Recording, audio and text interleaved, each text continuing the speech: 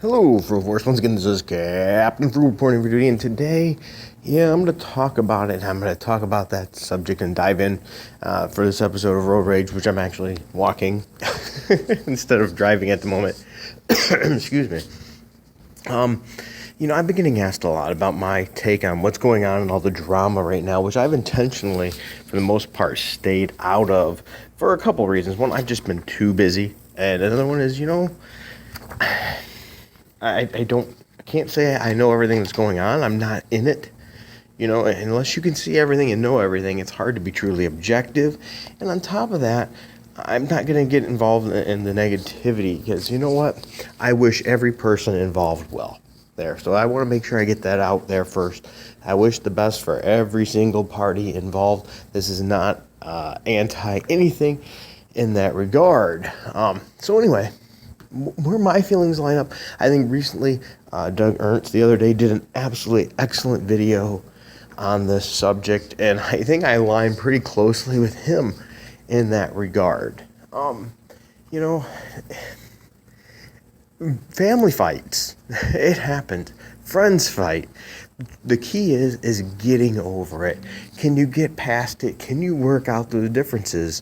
Because let's be honest, we're all different. We're going to have different views, different perspectives. And I think that's what we're seeing a lot in general here is just two different perspectives of how the situation should be. Maybe one more faith-based aligned with somebody's personal beliefs and another one based on their business ethic beliefs or as well as both.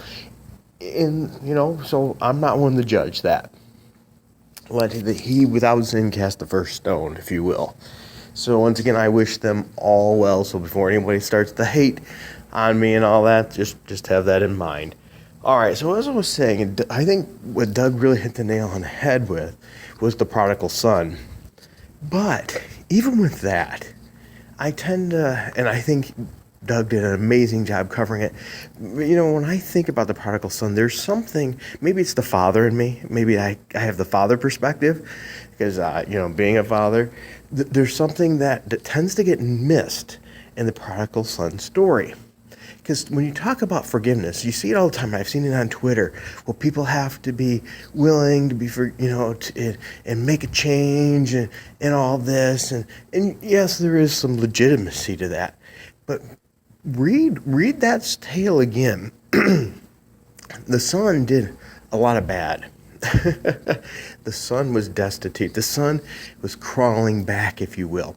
The son was walking back, which takes a lot of courage to admit the failure.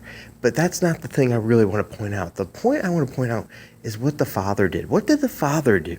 Think about that in the story of the prodigal son. Did the father wait for the son to come to him and apologize and state how much he screwed up? No.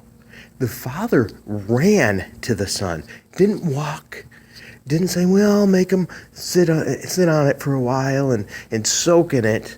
No, he ran to the son and embraced him. So all this about forgiveness and things, you have to realize sometimes you have to forgive before the other person comes to you. That's the hard part about it. That's the love of it. I get a little bit too. I've been the prodigal son, but my situation was a lot different. My father was actually in the wrong and did a lot of bad things with me in the long run. But you know what? I reached out to him and he reached out to me and I accepted. I should have accepted years sooner. It took me over 10 years. And those would be 10 years I'll never get back. That happened, and maybe, if I didn't have kids of my own, that situation might still be bad today. One of the reasons I have the relationship now back with my father is because I thought about my kids, and at that time I only had one, but I thought, I don't want my kid seeing this kind of relationship with a father and son, because what am I showing him? What am I teaching him? How am I being a good role model in that regard? So I had to outstretch that arm and I had to work through a lot of stuff. And I'm not saying I'm perfect either. I'm sure there were wrongs that I did to him as well.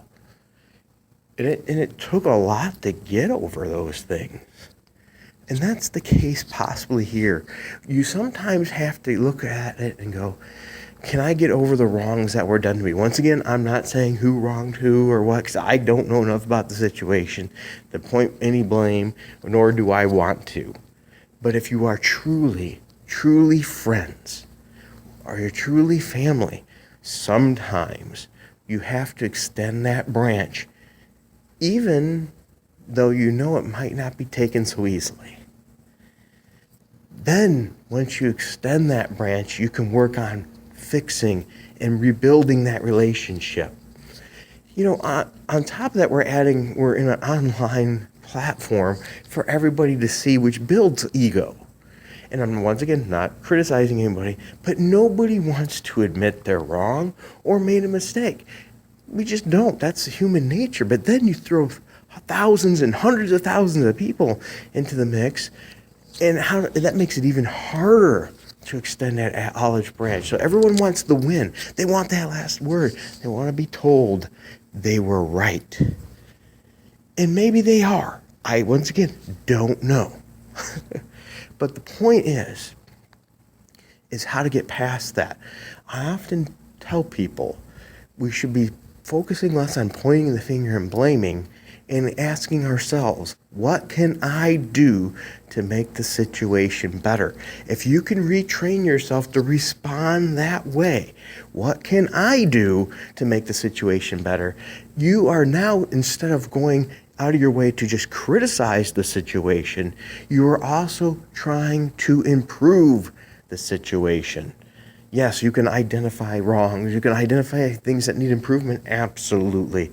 But you're now focused on solving problems rather than just pointing out problems and outrage. And that's one of the things I think we saw at the very beginning, and that's an evolution of what ComicsGate has been. At first it was, look, here's these problems out here. The problems were being addressed. The next natural evolution stage should be and was, what can we do about it? And we've seen that. We've seen new capitalistic markets, all kinds of new ways to get product consumers, to meet consumer needs, to find those consumers that felt disenfranchised. It's just another stage of the evolution. And in any family, any business, any relationship, there's problems. My wife and I have been married for nearly 20 years. And there's been arguments, absolutely, but we still love each other. We dated for years too. There was arguments during those years. We still loved each other. I've had family members, my brothers, my very brothers, fist fights, bloody fist fights we'd get into. We still love each other. And we'd have each other's back any day of the week, even though we might have punched each other a few times on that travel, on that journey, if you will. So I challenge you, and I challenge myself as well. Focus on the things we like about each other. Use that as a platform to build each other so we can have those disagreements and those tough conversations and still be able to leave at the end of the day calling each other family, friends, and loving each other. But that's my view. I hope that my ramble made you think a little bit. Let me know. Maybe I'm wrong. Tell me, hey, Captain Frugal, you missed the mark this time. Okay? Whatever it may be. What are your thoughts? Maybe, hopefully just airing out my thoughts helps me. Helps me deal with this situation. And maybe it helps you too. If it gave you a little clarity or a little insight, I'd love to know. Or if you just, once again, think I'm wrong, let me know in the comments, preferably without swearing at me and calling me every dirty word in the book. You can explain why I'm wrong. That's perfectly fine. All right. Well, thank you for taking this time with me. And if you don't mind, leave that comment down there, hit like, subscribe, hit that notification bell, or not. If you don't want to, that's okay too. And until next time, keep it frugal.